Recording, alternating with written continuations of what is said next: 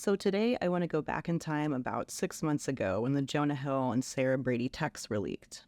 I have some cobwebs in my mind about this story I want to clear. There are a ton of context cues in these texts. At the time the story was circulating, the infamous "if you need surfing with men" text was the main focus, where Hill was saying to his girlfriend Sarah Brady that she can't post pictures of herself in a swimsuit if she wanted to be with him. And also the idea of therapy speak being misused. This is an important topic, especially given that Hill sort of positioned himself in the role of an advocate for mental health.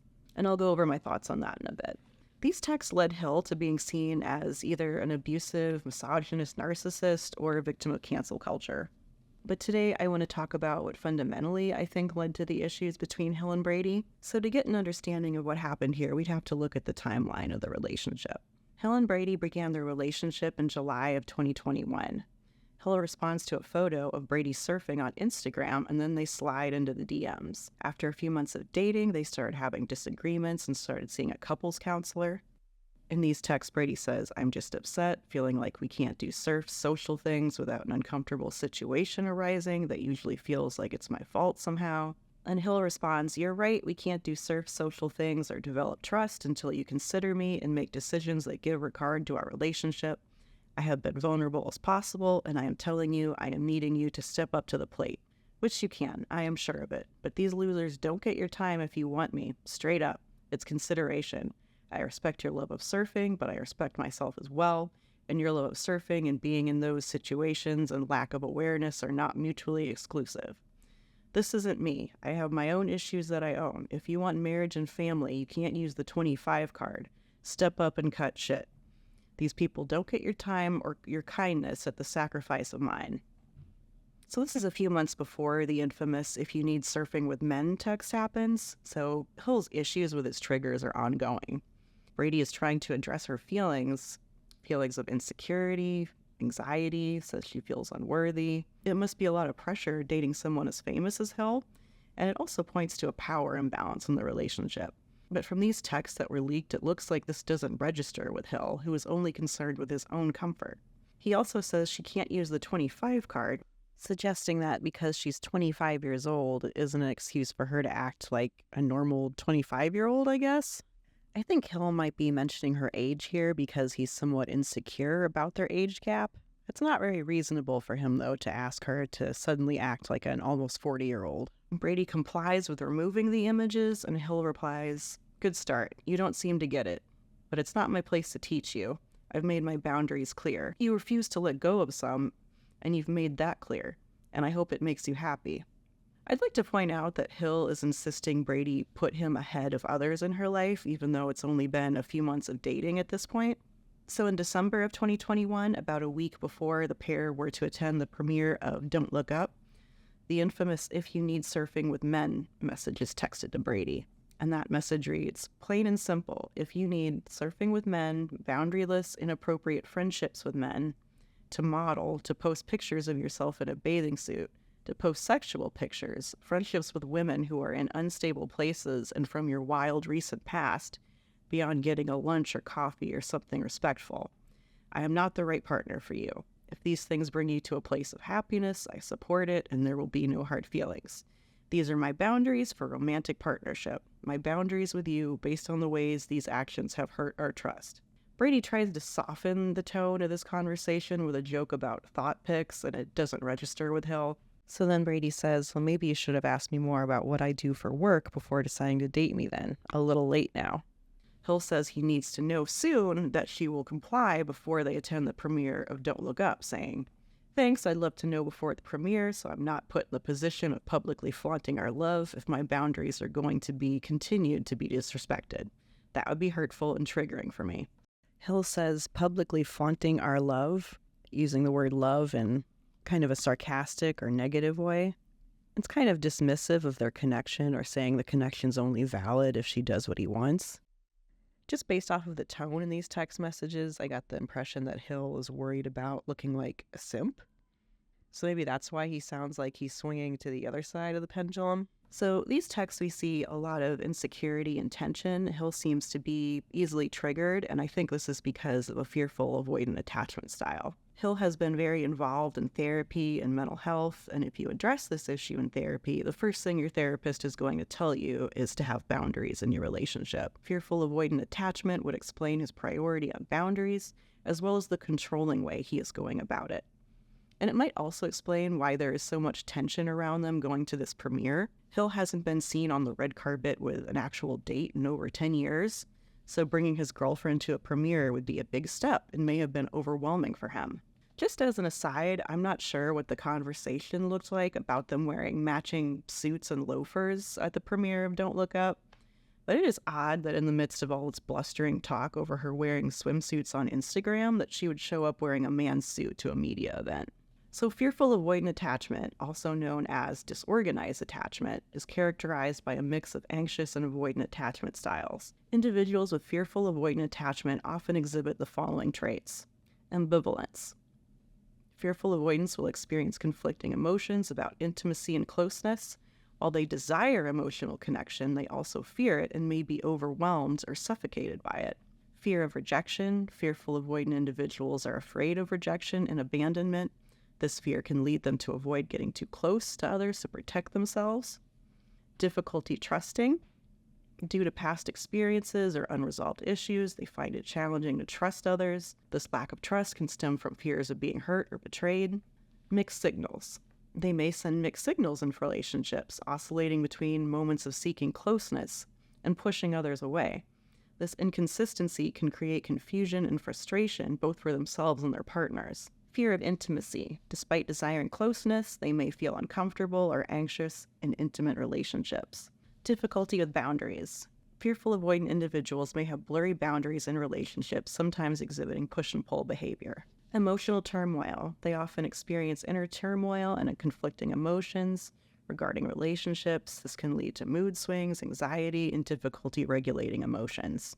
A lot of times, relationships with fearful avoidance may take form in May-December romances or a string of casual affairs, or on and off again relationships. A quick way to grasp attachment styles is to look at the Bartholomew model. Securely attached people have a positive view of their self and others. Anxiously attached have a negative view of their self and positive view of others. Avoidants have a positive view of self and a negative view of others. And fearful avoidants have a negative view of self and others. So many therapists will tell you, if you are a fearful avoidant, that you need to work on having more empathy and self-compassion for yourself and others. Hill tries to do this in the documentary Stutz about his therapist, Phil Stutz. In the documentary, Hill brings out a life-size depiction of his shadow self. A shadow self is sort of like a version of us that we're ashamed of, that we don't want to remember or don't want to acknowledge. For Hill, it's him as an angry, overweight teenager. He says that he's made progress trying to love his shadow self and trying to love himself. Therapists will also tell you that you need to have healthy boundaries to curb some of your fears and triggers. When used properly, boundaries can be crucial for building and maintaining trust, clarifying expectations, and preventing feelings of resentment and intrusion. A lot of people argued whether Hill was using the term boundaries correctly in these texts, but it's not really that simple. The term boundaries, it's not a concrete term. It's used differently in different modalities. Some therapists will tell you that boundaries are rules and limits that you set for yourself within a relationship, which would mean Hill is using it incorrectly, while others would say that they're rules that you express to other people, what you're comfortable with, what you're not comfortable with. I don't think Hill deliberately abused the term boundaries, but I think the larger problem isn't boundaries or expressing those boundaries, but rather a lack of reciprocity. He just has a very demanding tone, and the fact that he doesn't seem at all concerned about Sarah's concerns or triggers, only his own.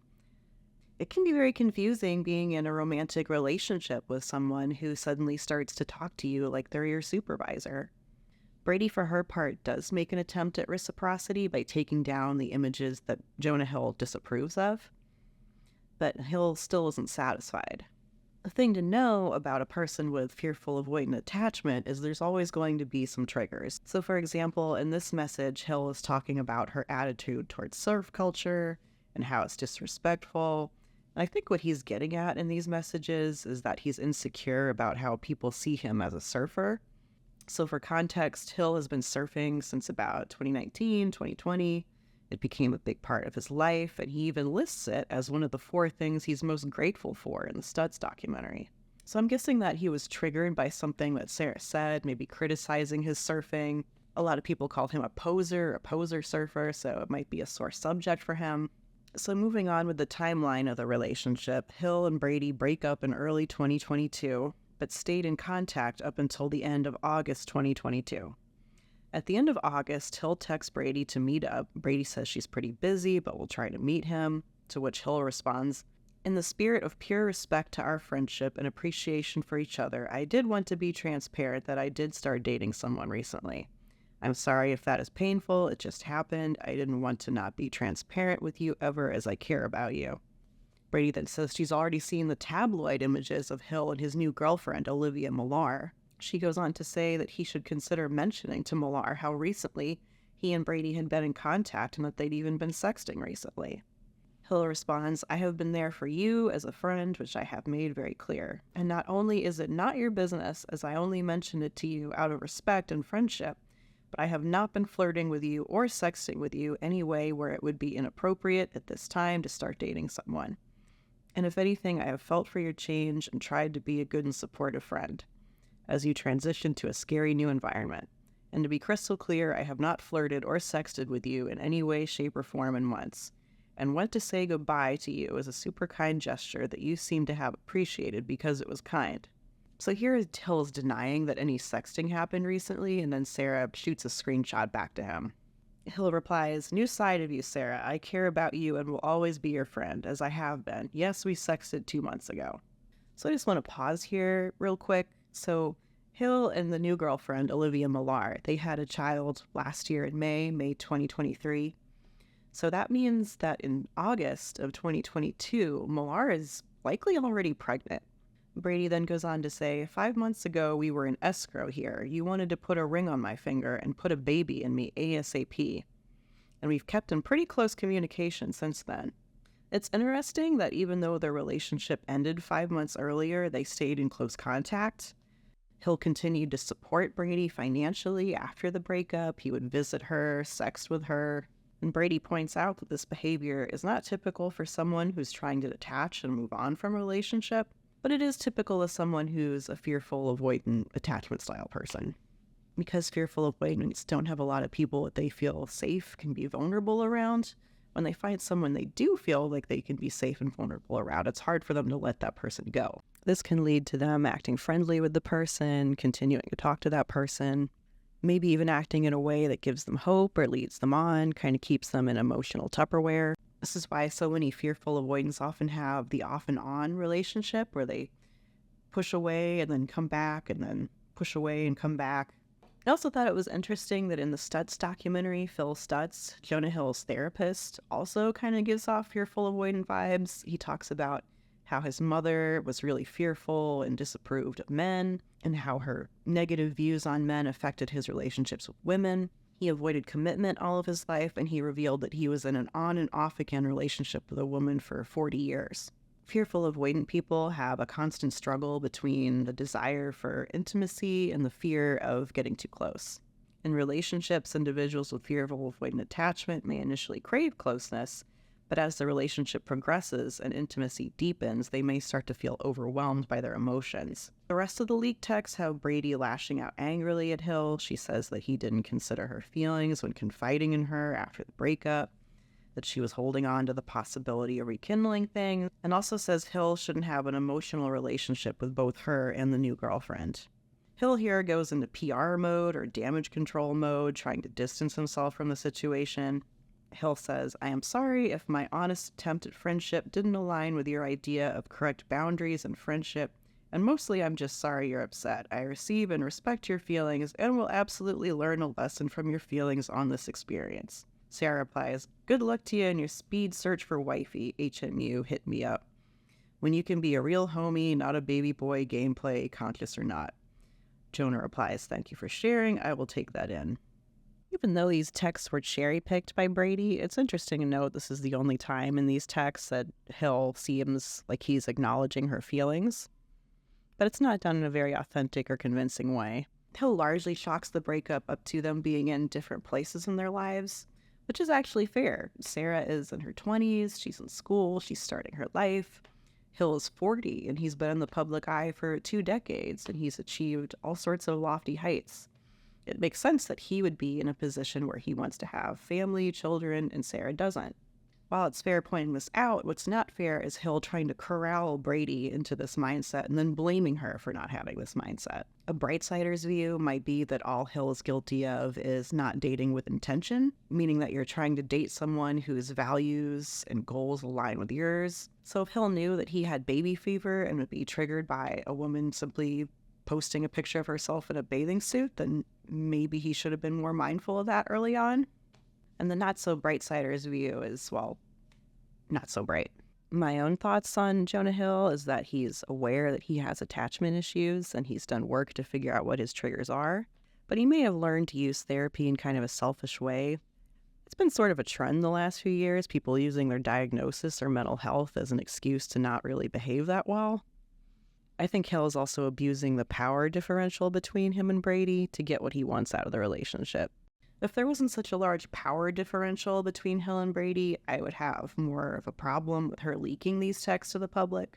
I just want to wrap up by saying if you're in a relationship with a fearful, avoidant person, I know how frustrating it can be. I've been through it myself.